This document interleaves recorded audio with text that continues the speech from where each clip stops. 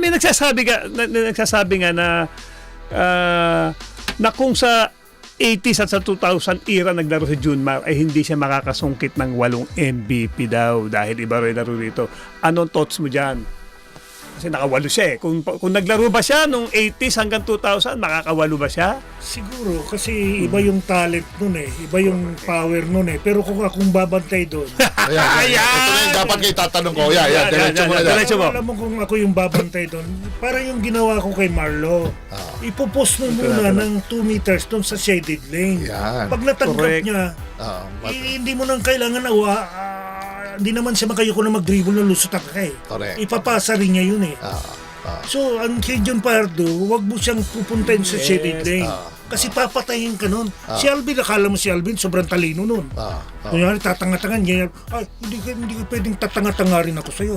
Kung kunyari, hindi mo alam, tapos bigla ako igaganon.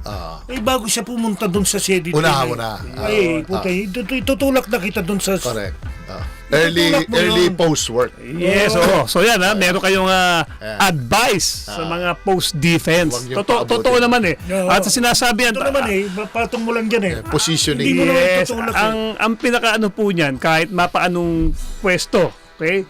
Take him out of his comfort zone. Galing ah. Di ba? At doon medyo may iba laro niya.